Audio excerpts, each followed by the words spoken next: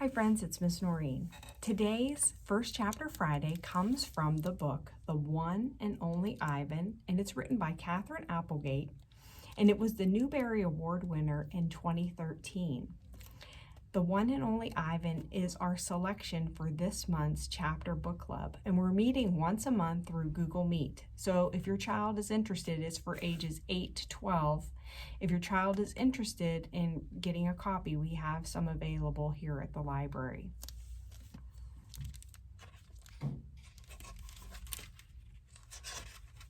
This is a HarperCollins book. Hello. I am Ivan. I am a gorilla. It's not as easy as it looks. Names. People call me the freeway gorilla, the ape at exit 8, the one and only Ivan, mighty silverback. The names are mine, but they're not me. I am Ivan, just Ivan, only Ivan. Humans waste words. They toss them like banana peels and leave them to rot. Everyone knows the peels are the best part. I suppose you think gorillas can't understand you. Of course, you also probably think that we can't walk upright. Try knuckle walking for an hour. You tell me which way is more fun. Patience. I've learned to understand human words over the years, but understanding human speech is not the same as understanding humans. Humans speak too much. They chatter like chimps, crowding the world with their noise, even when they have nothing to say. It took me some time to recognize all those human sounds, to weave words into things, but I was patient. Patient is a useful way to be when you're an ape. Gorillas are as patient as stones. Humans, not so much. How I look. I used to be a wild gorilla, and I still look the part. I have a gorilla's shy gaze, a gorilla's sly smile. I wear a snowy saddle of fur, the uniform of a silverback. When the sun warms my back, I cast a gorilla's majestic shadow. In my size, humans see a test of themselves. They hear fighting words on the wind, when all I'm thinking is how the late-day sun reminds me of a ripe nectarine. I'm mightier than any human, 400 pounds of pure power. My body looks made for battle. My arms outstretched span taller than the tallest human. My family tree spreads wide as well. I'm a great ape, and you are a great ape, and so are chimpanzees and orangutans and bonobos.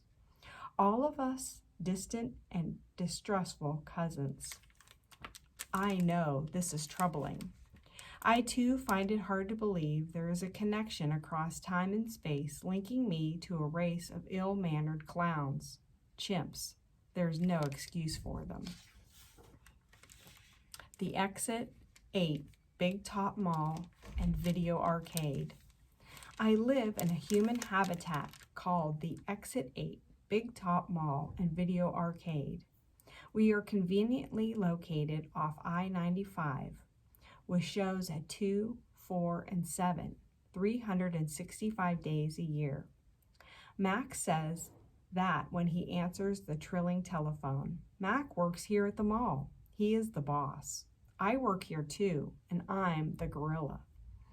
At the Big Top Mall, a creaky music carousel spins all day, and the monkeys and parrots live amid the merchants. In the middle of the mall, there's a ring with benches where humans can sit on their rumps while they eat soft pretzels. The floor is covered with sawdust made of dead trees.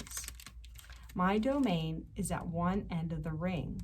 I live here because I am too much gorilla and not enough human. Stella's domain is next to mine. Stella is an elephant. She and Bob, who is a dog, are my dearest friends. At present, I do not have any gorilla friends. My domain is made of thick glass and rusty metal and rough cement. Stella's domain is made of metal bars. The sun bear's domain is wood, and the parrot's is wire mesh. 3 of my walls are glass and one of them is cracked, and a small piece about the size of my hand is missing from its bottom corner.